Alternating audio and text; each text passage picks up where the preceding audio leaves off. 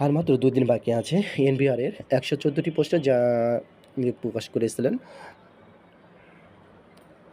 দেখেন বিস্তারিত আলোচনা করা হবে এখানে। কম্পিউটার অপারেটর ১৪টি পোস্ট আছে, আর হচ্ছে উচ্চমান সহকারী ২২টি, ষাটমধ্যকারী কাম কম্পিউটার ৩৫টি, অফিস সহকারী ৯টি, ডাটা এন্ট্রি কন্ট্রোল অপারেটর ১৪টি। দেখেন এখানে কোন আবেদন কোন যোগ্যতা লাগবে সে বিষয়ে একটু বলে রাখি।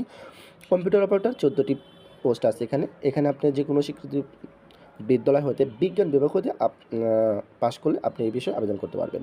আপনার কম্পিউটার গতি লাগবে ২৫ এবং ৩০, বাংলা ২৫, ইংরেজি ৩০ করে প্রতি মিনিটে অটোটাতে হবে।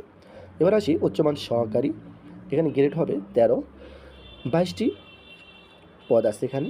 এখানে আপনার যে কোনো বিশ্ববিদ্যালয় হইতে আপনি অনার্স বা ডিগ্রি করলে এই বিষয়ে আবেদন করতে পারবেন। আর হচ্ছে কম্পিউটার গতি লাগবে বাংলায় ২৫, ইংরেজিতে ৩০টি করে।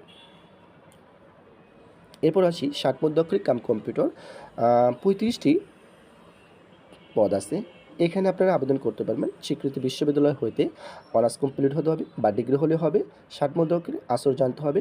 আসরের প্রতি মিনিটে ৪৫টি শব্দ হচ্ছে বাংলা, ইংরেজি হবে ৭০টি। এক্ষেত্রে ওয়ার্ড, ইমেল, ফ্যাক্স, মাইক্রোসফট এগুলো আপনার জানতে হবে। দ্বিতীয় ক্ষেত্রে হচ্ছে অফিস সহকারী কাম কম্পিউটার মুদ্রাক্ষরিক ৯টি পোস্ট আছে।